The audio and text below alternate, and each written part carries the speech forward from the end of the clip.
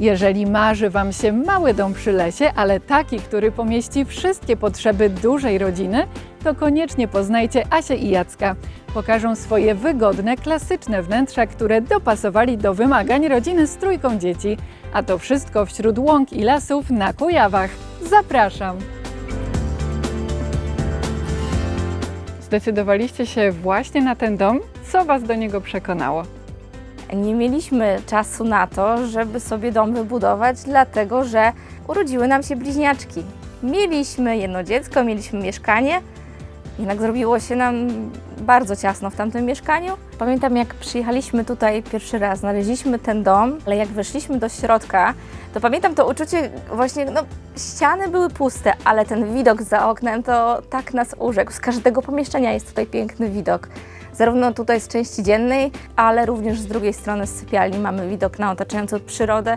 No i spojrzeliśmy tylko na siebie i wiedzieliśmy, że to jest to miejsce dla nas, że chcielibyśmy tutaj mieszkać. Nasz dom ma 147 m2. Istotne i kluczowe jest to, że mamy tyle sypialni, ile potrzebowaliśmy. Mamy sypialnię dla starszej córki, mamy sypialnię dla bliźniaczek oraz dużą sypialnię przestronną, która ma wejście bezpośrednie do garderoby. Oprócz tego jeszcze mamy pomieszczenie gospodarcze, które pełni rolę pralni. Jest duża łazienka. Jeżeli chodzi o parter, to mamy mały salon z jadalnią oraz kuchnią. Mamy jeszcze na parterze garaż, mały pokoik i małą łazienkę oraz kolejne pomieszczenie gospodarcze.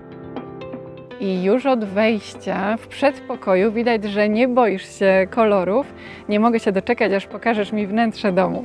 No jasne, zapraszam.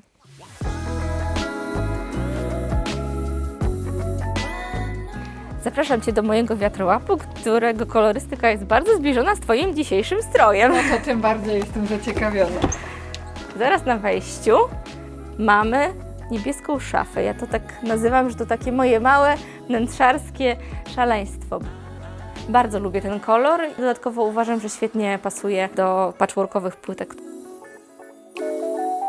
Jeżeli w domu są małe dzieci, to świetnie sprawdza się ławeczka, która ma ukryty schowek. W tym schowku trzymamy czapki, szaliki. Moje dzieci mogą sobie same podejść, wyciągnąć, założyć. Dzięki temu uczymy je samodzielności. Szafa w środku, również zaprojektowana przeze mnie, jest tak, żeby było wygodnie także dla dzieci. Dziewczynki mają swoje półki nisko i również mogą sobie same ubrać buty, tak jak i kurtkę, tak jak i akcesoria.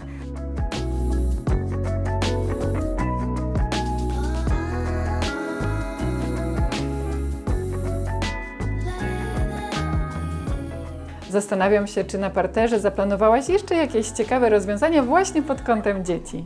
Chodź pokażę Ci mój sposób na to, żeby w tej strefie tutaj dziennej utrzymać względny porządek.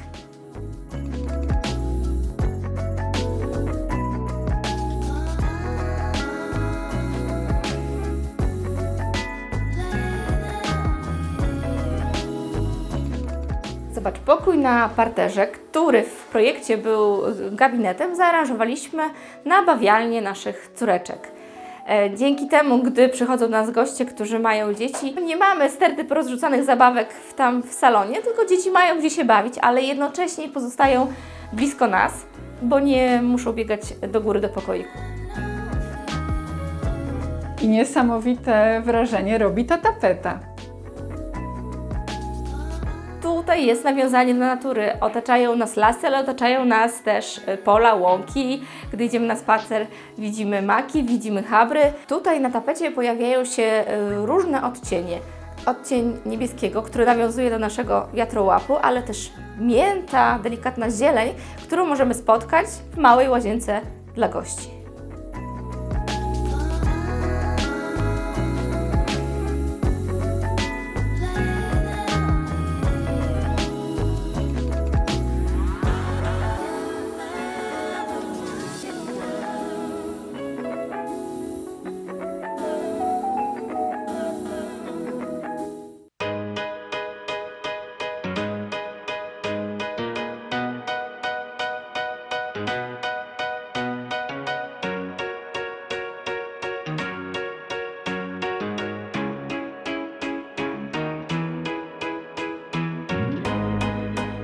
I wiem, że ten układ strefy dziennej początkowo zaproponowany przez dewelopera wyglądał zupełnie inaczej. Co takiego tutaj pozmieniałaś? Sporo tutaj zmieniłam. Zaaranżowałam inaczej tutaj część telewizyjną. Telewizor pierwotnie przewidziany był tam, gdzie mamy obraz.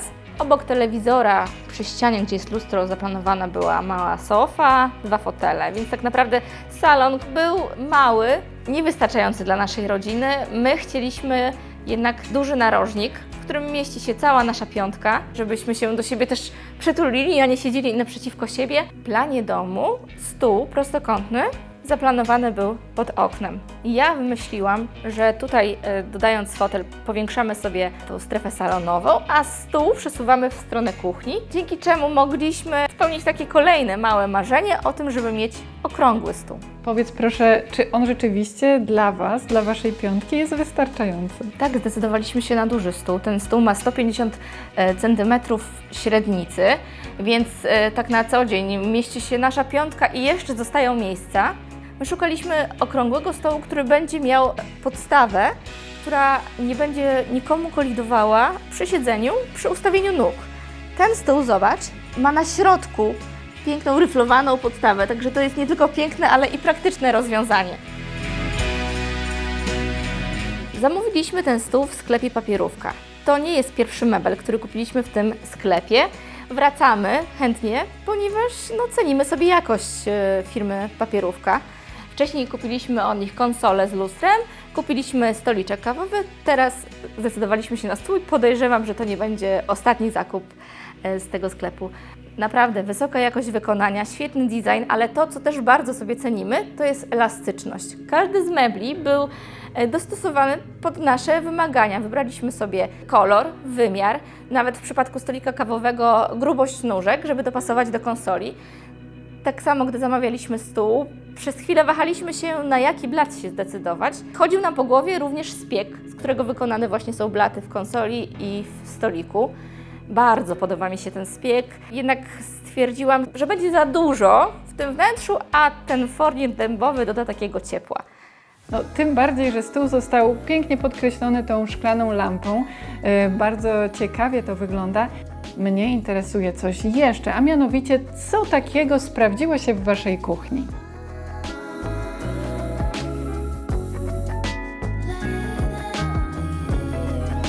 W projekcie domu w kuchni zaplanowany był półwysep, z którego zrezygnowałam.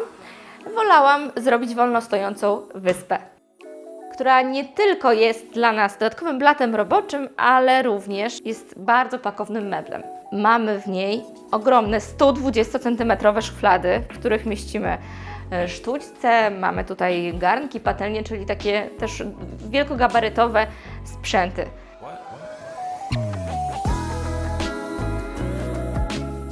Pokażę Wam też naszą zmywarkę, która ma bardzo ciekawą funkcję. Zobaczcie, dolny kosz możemy podnieść do góry i dzięki temu nie musimy schylać się przy rozpakowywaniu czy wkładaniu naczyń.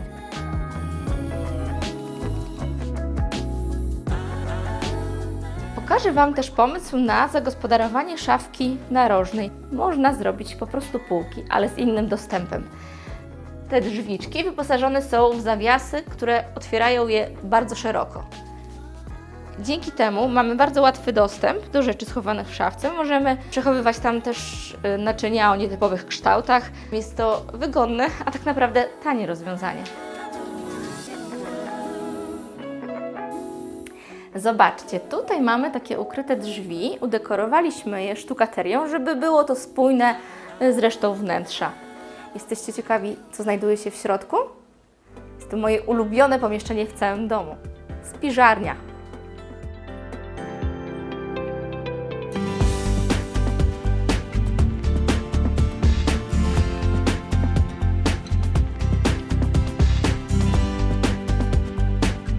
I wiem też, że w domu mogłeś zrealizować swoją pasję do majsterkowania. Co tutaj wykonałeś samodzielnie? My jesteśmy bardzo dobrym duetem.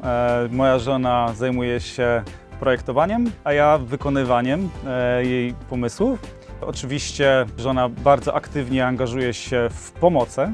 Ale też muszę przyznać, że to nie jest tak, że ja wybieram i decyduję o wszystkim sama. Zawsze musi być akceptacja drugiej strony. I pergola oczywiście musiała być biała. Tak, ale projekt i wykonanie w większości Tak. jest po mojej stronie. Ta pergola jest też dość duża. Z racji, że nie mamy żadnej stolarni ani budynku gospodarczego, musieliśmy to robić w garażu. Taras, na którym siedzimy, jest usytuowany tak w kierunku, bym powiedział, północno-zachodnim. To jest tutaj bardzo nasłoneczniona strefa. Zamontowaliśmy system ruchomych deseczek. Podyktowany jest osłonięciem się przed słońcem i wiatrem. Ja pamiętam, w ubiegłym roku właśnie nie mogliśmy w pełni korzystać z tarasu, bo już mieliśmy meble, ale tak, albo przeszkadzał nam wiatr wiejący z pola, albo to słońce właśnie po południu, które pojawia się tutaj, nisko, na wysokości tych deseczek. Ono nam nie świeci z góry, tylko jednak tutaj. Więc dzięki temu, że mamy deski, możemy zasłonić słońce, ale możemy w wietrzne dni też siedzieć, zasłonić całkowicie ścianę i zrobić sobie taki zaciszny kąt. A gdy nie korzystamy z tarasu, to deski są otwarte i nie zasłaniają nam światła w domu. System do ruszających desek kupiliśmy, ale całość zrobiliśmy też sami.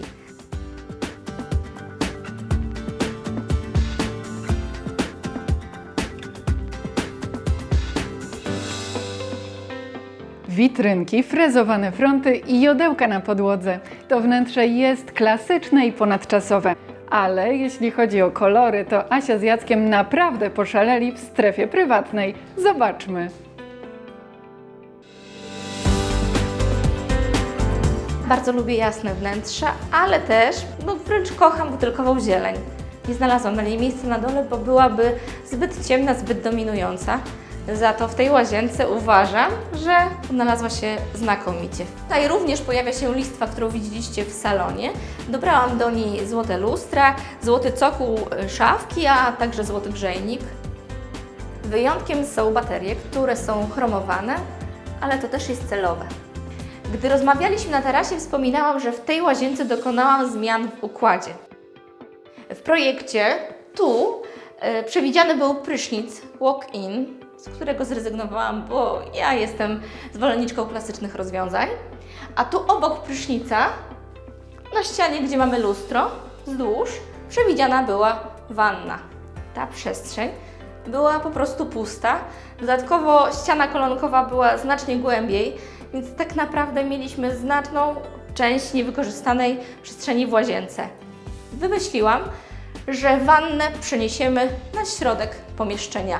Jednak z racji tego, że było nisko, musieliśmy ją przesunąć i zbudowaliśmy półkę na kosmetyki, na dekoracje, ale na tej półce udało się wydzielić panel z myślą o zamontowaniu baterii wannowej. Bardzo chciałam mieć wannę wolnostojącą, ale ważne było dla mnie to, żeby przestrzeń wokół wanny można było łatwo wyczyścić. Jak widać u nas, dzięki temu, że jest wysunięty panel, można podejść i z każdej strony za tą wanną umyć.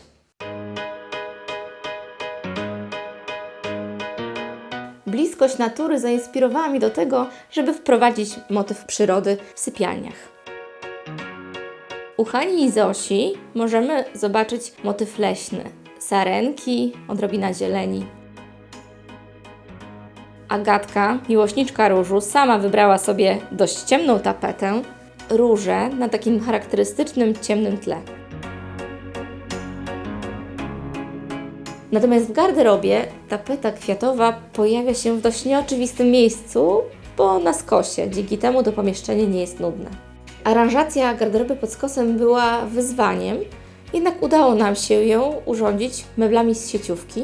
Połączyliśmy 3 systemy z sieciówki, a żeby je zrównać, zastosowaliśmy regulowane nóżki, które zasłoniliśmy listwą przypodłogową. Ten sam zabieg powtórzyliśmy w pokoju starszej córki.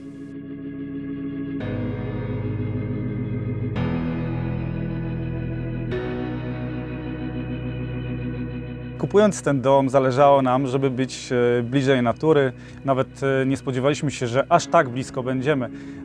Powiem szczerze i uczciwie, że podchodzą do nas tutaj bardzo często sarny, łosie. W zeszłym roku 3 miesiące mieszkały u nas łabędzie. Podchodzą regularnie zające. Dzieci mogą nasze dzięki temu łatwiej zapoznać się z otaczającą nas przyrodą. Bardzo dziękuję za to, że mogliśmy Was poznać i poznać też Wasz dom. Powiedzcie proszę, jakie plany na przyszłość, co będziecie jeszcze tutaj wykonywać? Na zewnątrz na pewno to zadaszenie tarasu, tak jak tu widać, tutaj nie mamy zadaszenia, a my szukamy czegoś, co albo będzie przezroczyste, albo będzie po prostu jakieś ruchome. Brakuje nam pomieszczenia gospodarczego na dworzu, czyli domku narzędziowego, więc niedługo pewnie Jacek zacznie już rysować i jaki to domek stworzyć. A jeśli chodzi o wnętrze, no to mamy jedno pomieszczenie, które czeka na swoją kolej, jest to nasza sypialnia, więc za jakiś czas będziemy teraz tak naprawdę już upiększać sobie ten dom. There's always hope in tomorrow, and we make a way by working to save our today.